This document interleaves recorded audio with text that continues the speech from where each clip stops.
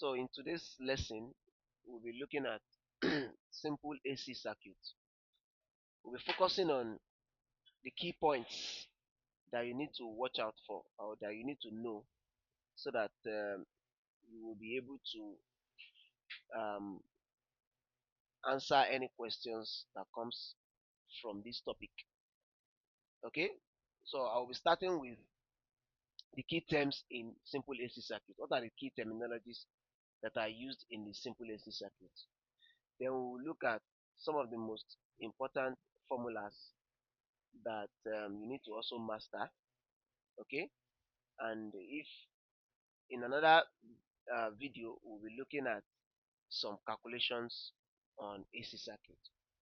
So in today's lesson we are going to just look at the overview, look at the important formulas and important concepts on AC circuit.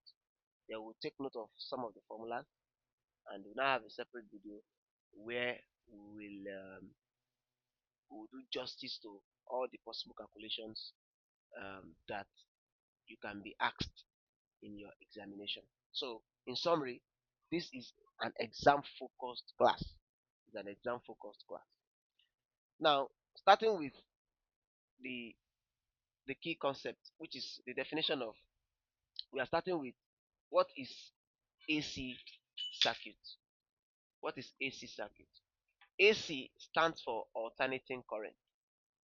It stands for alternating current. So, an alternating current is an alternating current is an electric current that changes direction continuously with time. Or you can say an alternating current is an electric current that changes magnitude and direction periodically with time. Okay? So the idea of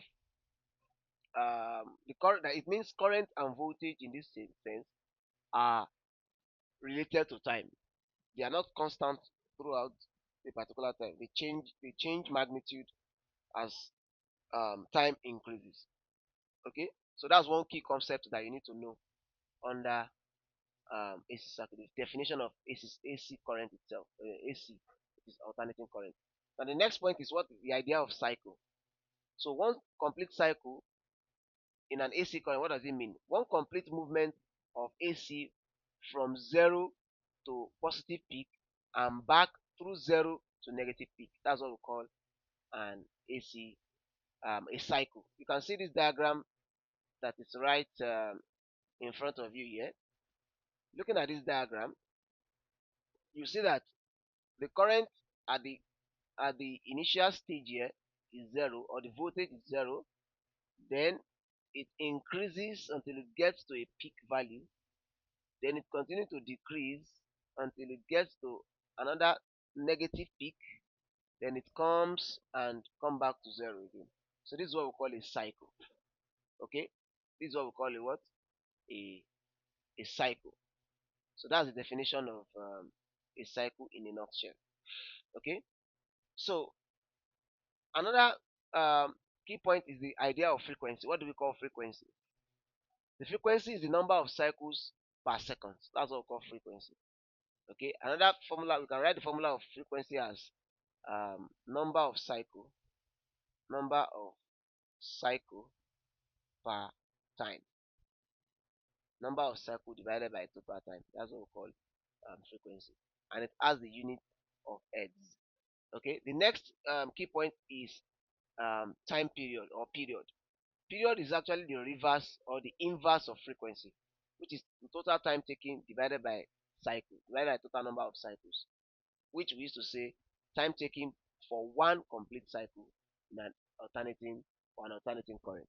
So we used to say the period is always inverse of frequency, and period is always measured in seconds. Okay, so another key point is the amplitude or the peak value. You can have peak value of current or you can have peak value of voltage. Let's go back to this diagram again. In this diagram, the peak value of current or the peak value of voltage is the distance, okay, between this peak point and the equilibrium position or the zero position. So if this is a plot of V against I, then the peak value of current is going to be the current measured from between this zero and this value and this point is what we call the peak value of current. If it is voltage, it has the peak voltage. And by convention, we used to the common symbol we use for our peak value is V naught. For our peak value, we use V naught or I naught as the case may be. If it is current that we are discussing, we use I naught, and if it is voltage we are discussing, we use V naught. Now we have the root mean square value. The root mean square value is the effective value of AC that produces the same heating effect as direct current. That's what we call the DC current. That is, it's like the equivalent of AC in the DC form. That's the meaning of what the root mean square value. The equivalent of this of an AC in DC form. Okay, so um this VRMS, for example, the general formula of current of alternating current is peak value sine omega t. Okay, in an instant where omega t is 45 degrees. Okay, at an instant where omega t is 45 degrees, at that instant we have what we call the IRMS. So if omega t is 45 degrees now, we are going to have I is equals to I naught sine 45 degrees. And sine 45 degrees is going to give us 1 over root 2. So that's where we get this formula IRMS equals to I naught over root 2. And VRMS is V naught over root 2. So the root mean square value of either current or voltage is the effective value of AC, that is alternating current, that produces the same heating effect as a direct current DC. So angular frequency is another key point we also need to know. This omega, this W that we are seeing in this formula is called angular frequency.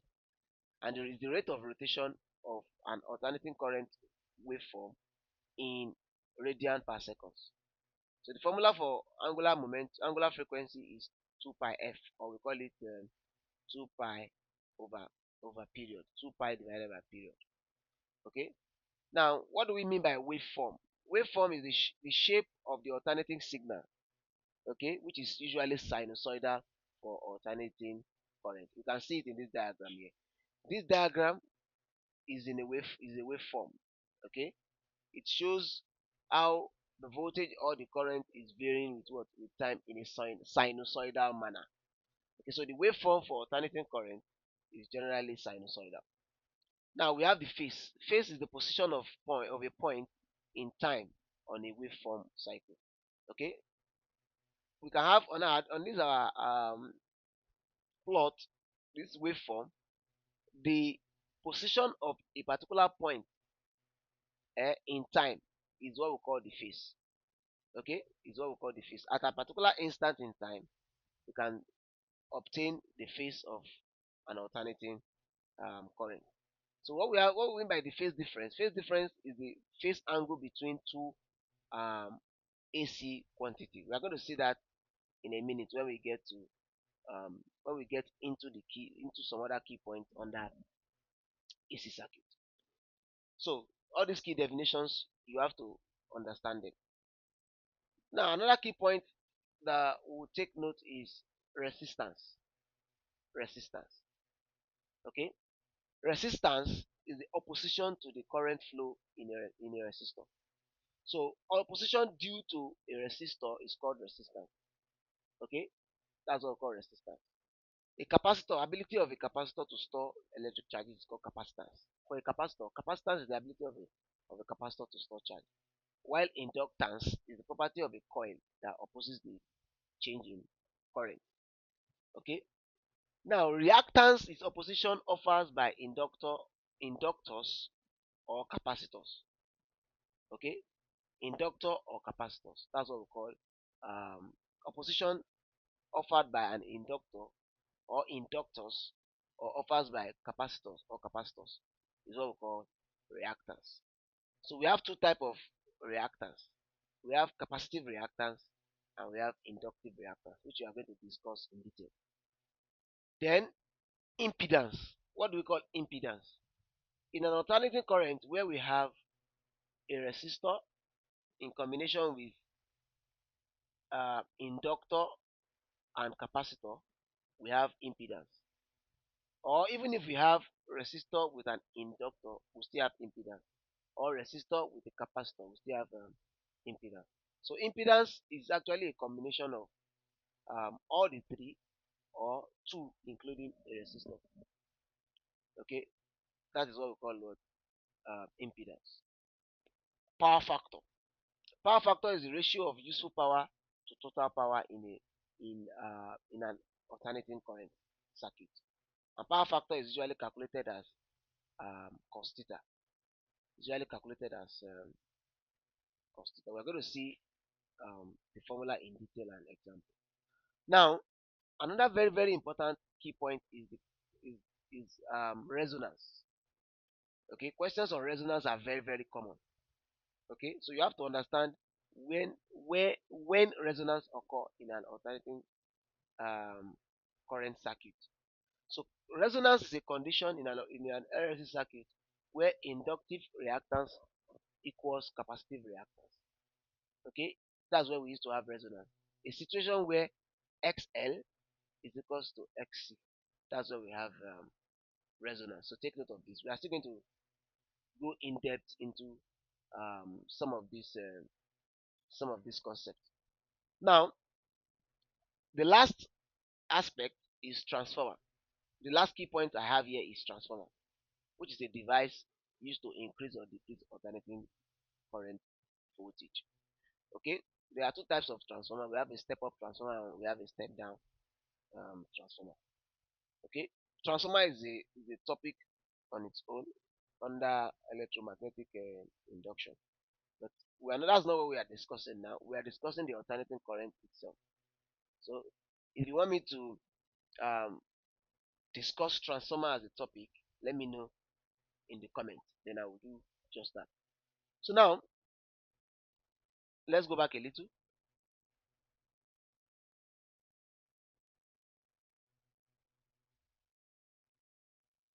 Good. So generally, I've written this formula before that in an alternating current, I is equals to I naught sine omega t. This is where this I is instantaneous current. And instantaneous voltage is V is equal to V naught sine omega t. Where V naught is peak value, I naught is peak current, omega is angular frequency or angular velocity. Then we have T, which is our time. Okay, and I have explained, I have introduced the peak and the RMS value respectively. We said the peak is the maximum value of current or voltage, while the RMS is the effective value of AC current, which is equivalent to DC, producing the same heating effect. Okay, so we have derived the formula that VRMS is V naught over root 2, while IRMS is I naught over root 2. So this graph shows the relationship between these values. Okay, as I said, the highest value of current or voltage, okay, the highest value of current or voltage is the peak value of current. It means if you have this waveform and you try to pick a value at this peak point, the value you are picking there is either I naught or V naught, depending on what you are plotting with respect to frequency or time. Okay, and RMS value occurs when your sine omega t is around 45 degrees, around 45 degrees. So take note of all those key points. So now we are moving on to AC source connected to a resistor. Now, please pay attention to all these key points we are about to mention. Okay. Now, in a situation where we have only a resistor, we say that is a pure resistor circuit with an AC source. Okay. In that sense, we have an AC current connected with connected in series with a resistor. Okay, connected in series with a resistor. So in that case, Ohm's law still apply. Ohm's law still what? Still applies. Where V is equals to what? IR. Where V is the voltage and I is the current and R is the resistance of the resistor. Okay, and the in this case the phase angle is zero. That is, neither the current nor the voltage is leading or lagging. The current and the voltage are equally in phase. So take note, in a resistor only circuit, the current and the voltage are in phase. And if they are in phase, the phase angle is going to be 0 degrees. So take note of that very, very important point. Those are the kind of question that comes in objective. Which of the following is true? The phase angle of a resistor only circuit is uh, the phase angle is 0, the phase angle is 90 degrees, the phase angle is minus 90 degrees, the phase angle is 180 degrees. You have to know that in a resistor only AC circuit, the phase angle is 0, which implies that both the current and the voltage are in phase. So take note of that. So two things to take away from here is the phase angle is 0 and Ohm's law still applies. Ohm's law still what? Still applies. So now another thing I need to mention to you here is that this V you can have here, this V could be peak value of current and it could also be peak value of current, or it could also be VRMS, meaning that VRMS is equals to IRMS times R. The formula still works. It means if you have a question and the current given is IRMS and you know your resistance, you can always calculate your VRMS.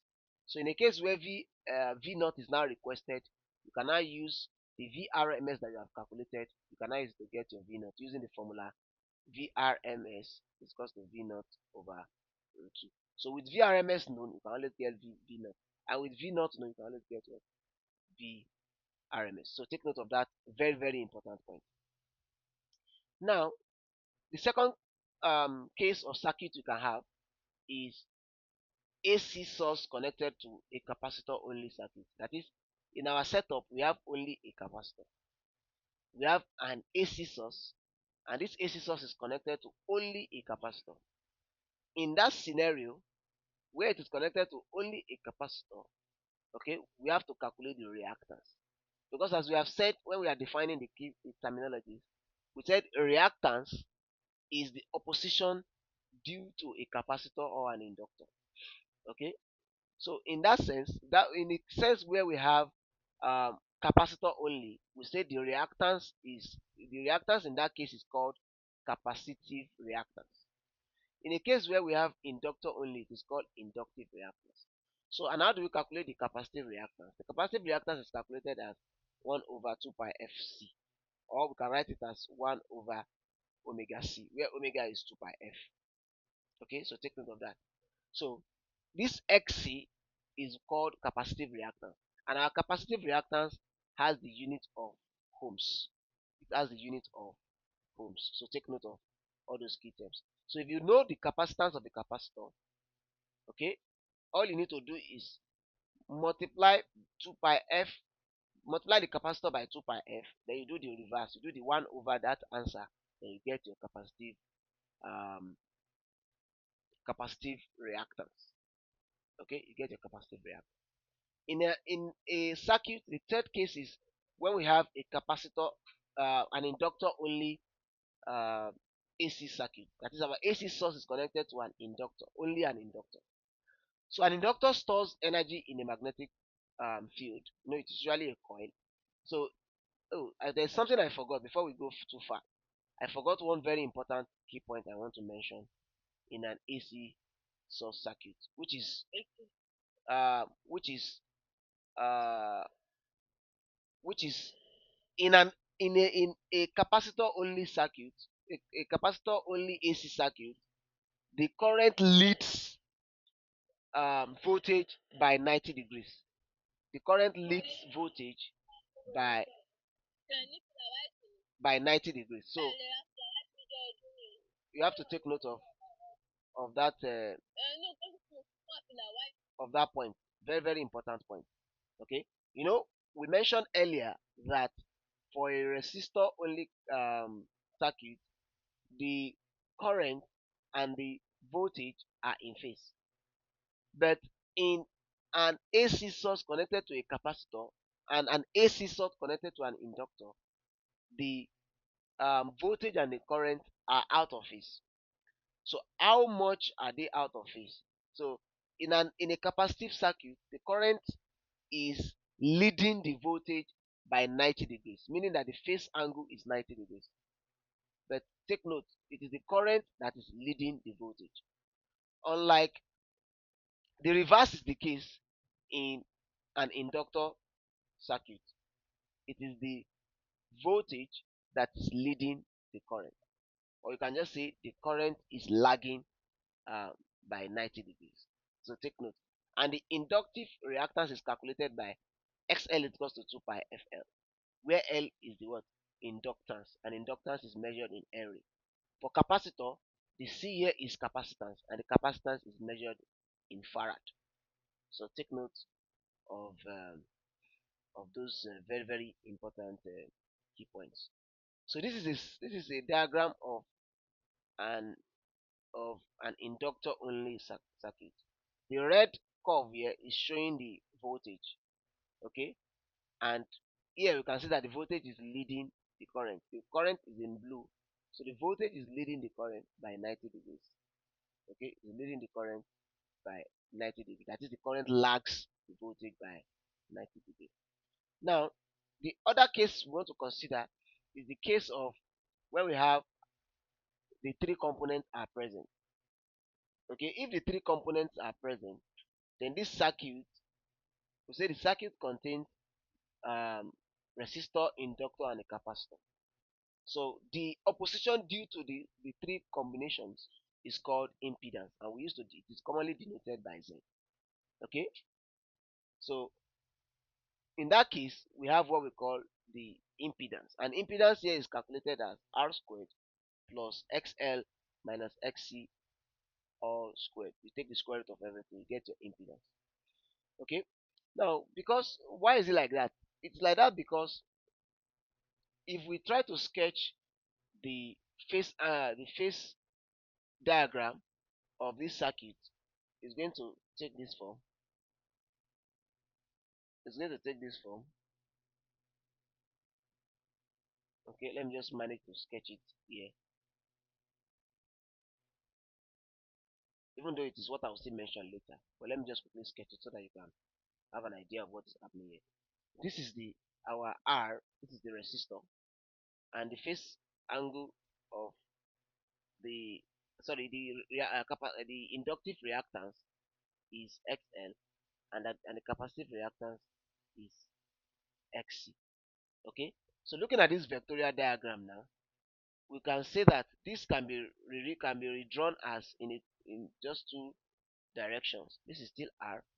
This is XL pointing towards the positive y axis, and XC pointing towards the negative y axis. So if I take the difference of the two vectors, I'm going to have XL minus XC.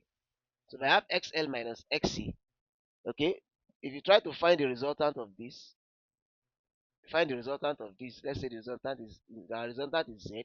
If you want to try to find the resultant of these two vectors, let me go to a proper board so that you can really see what I'm trying to demonstrate. Okay, let me use this blackboard. So we have um, this axis, and we have this axis. So I'm using this first horizontal axis to denote my R. The R is in this positive x-axis, while the XL is here, and XC is here. XL usually most of the time it's um it's higher than XC. So in this case, so assuming that XL is higher than XC, then we are going to have this graph can be redrawn in a smaller version where we resolve the x-axis into just a single positive direction, okay, such that this part represents XL minus XC, while this part still represents our R. So if we want to find the resultant of this,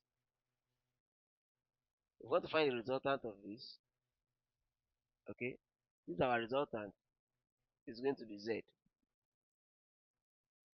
Okay, and if you remember from your Pythagorean theorem, you can see that if you complete this triangle, okay, of course there's going to be an angle here. Okay. Then this part is still going to be XL minus XC, and this is R. So using your Pythagoras theorem, you see that, and this is your Z. Let's say resultant is Z. Then our Z squared will be equals to R squared plus XL minus XC all squared.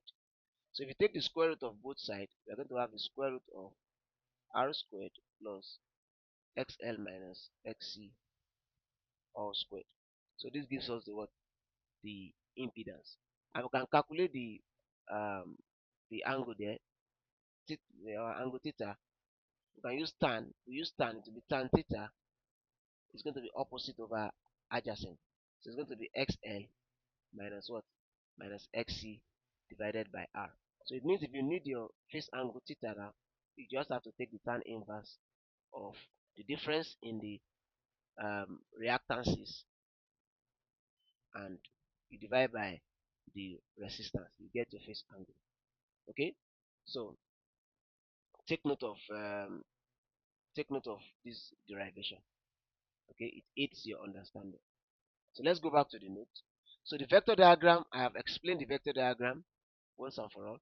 So from the vector diagram, we have figured out the value of Z, and we have equally figured out the phase angle. So the phase angle, or the phase difference between current and voltage, is called the phase angle. Okay, so in a case where we have a combined resistance, a combined circuit where we have all the components: resistance, inductance, and capacitance. To calculate the phase angle, we use the difference in the XL minus XC over R. And obviously, you will see that in a at resonance, okay, we'll get there. Let me jump there. Let's continue. Okay, so that will be the next point we are going to discuss. So now take note. When they say calculate the power factor, the power factor is the cosine of the phase angle. The cosine of the phase angle is called power factor. Okay, it's called power factor. So we have discussed all these terms. So just to further emphasize what they mean, we have said resistance opposes both AC and DC. Of course, a resistance opposes both AC and DC. Reactance opposes AC only, while impedance is the total opposition due to alternating current. And impedance is always the voltage over the what? Over the current. Is the voltage divided by the current in an alternating current circuit. Now, there are some other things I need to mention before we move on. Now, Ohm's law, in one way or the other, still work around all these circuits that we have been discussing. Like in this case now, if you want to calculate the voltage is still going to be I multiplied by XC. Okay, it's still going to be I multiplied by XC. While in this case, it is V is also I multiplied by XL. So if the V is V.r.m.s, then the I will be I.r.m.s. If the V is V naught, then I will be I naught. Okay, so take note of all those important points.